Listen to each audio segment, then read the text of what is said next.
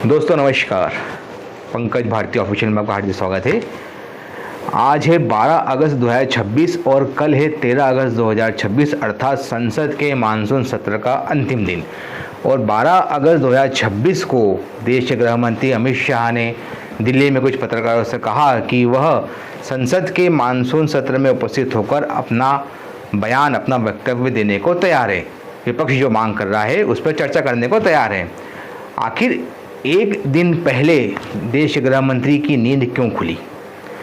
20 जुलाई से संसद का मानसून सत्र चल रहा है और तभी से विपक्ष की लगातार मांग है कि गृह मंत्री उपस्थित हो। और दिल्ली के जंतर मंतर से लेकर के संसद भवन तक के मार्च के दौरान छात्रों पर जो बर्बर लाठीचार्ज हुआ, पैलेट गन चलाई गई और आंसू गैस से गोले फोड़े गए, उस पर विस्तृत जवाब दें कि क्या यह सब अमित शाह जी गृह मंत्री के आदेश से हुआ था।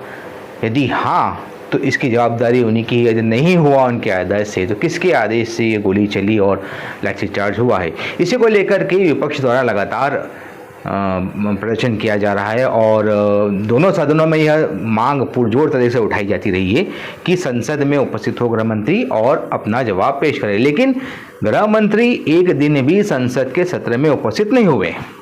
गृह मंत्री जी का यह कहना है कि वह लगातार संसद में आ रहे हैं, संसद भवन में आ रहे हैं, लेकिन सदन में नहीं आ रहे। इस पर उन्होंने कहा है कि विपक्ष सदन को चलने ही नहीं दे रहा है तो मैं सदन में आकर क्या करता। बड़ा ही मासूम सा सवाल है कि भाई सीधी सी बात है कि जब डिमांड ही यह थी, मांग यह थी कि गृह मंत्री जी आए और अपना वक्तव्य दें, उसके बाद सदन चलेगी, तो वह 21 जुलाई को आ जाते संसद में, अपना वक्तव्य दे देते तो संसद की जो कार्रवाई है वो निर्बाध रूप से चलती और सभी कार्रवाई निर्बाध रूप से होती। इतने दिनों संसद का सत्र चला, एक दिन भी गृह मंत्री संसद में उपस्थित नहीं हुए, न लोकसभा में न राज्यसभा में, जबकि उनके मंत्रालय से संबंधित विधेयक भी पटल पर रखा गया और वो पारित भी हो गया। उन्हीं की साइन उसके नीचे थी, इस विधेयक के नीचे अमित शाह जी की साइन थी, उन्हीं के नाम से वो विधेयक भी रखा गया। सहकारिता विभाग से संबंधित विधेयक है, वो पारित भी हो गया है, लेकिन गृह मंत्री जी उपस्थित नहीं हुए। वहीं अब अचानक से वो बोलते हैं कि मैं सभी जवाब देने को तैयार हूँ। यह सोचने वाली बात है कि कल संसद का आखिरी दिन है। यदि 3 बजे गृह मंत्री जी अपना वक्तव्य देते हैं तो उस पर विस्तृत चर्चा किस प्रकार से हो पाएगी, क्योंकि यदि उनके वक्तव्य के बाद कुछ सवाल हुए पक्ष के तो वो कब पूछे जाएंगे, क्योंकि सदन में ही उनसे सवाल किया जा सकता है। सदन के बाहर तो ना मौजूदा सरकार का कोई मंत्री नेता सवालों को ध्यान देता है, ना ही उस पर कोई जवाब देता है। जब सदन में ही आप जवाब नहीं दे रहे हैं तो सदन के बाहर आपसे जवाबदेही की उम्मीद करना तो बहुत ही दुर्लभ कार्य होगा।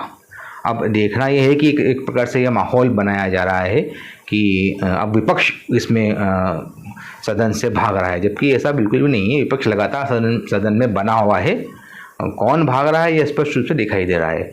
संसदीय कार्य मंत्री किरण रिजिजू जी भी कई बार संसदीय ये कार्य को रोकने का काम करते हैं। वह कई बार हस्तक्षेप करते हैं, बेवजह सदस्यों को रोकने का काम वो भी करते हैं। तो कुल मिलाकर लबोलवाब यह है कि अब देश में एक इस प्रकार का माहौल बन चुका है कि जिसमें सवाल के जवाब देना और उसे टालने की एक प्रथा सी बनती आ रही है। फिलहाल वर्तमान स्थिति देखकर तो यह लग रहा है कि सरकार यह चाहती कि किसी भी तरह मानसून सत्र समाप्त हो जाए और वह जवाबदेही से बच जाए।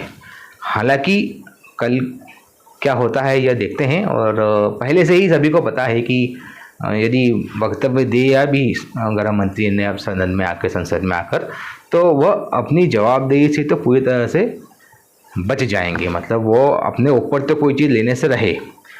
वो झारखंड की आड़ में दिल्ली के प्रोटेस्ट पर प्रहार करेंगे और इसी की घुमा फिरा कर वह इस प्रकार का वक्तव्य देंगे कि जवाबदेही से पूरी तरह बच जाए। देखते हैं अब 13 अगस्त को संसद के दोनों सदनों में क्या होता है। नमस्कार, धन्यवाद।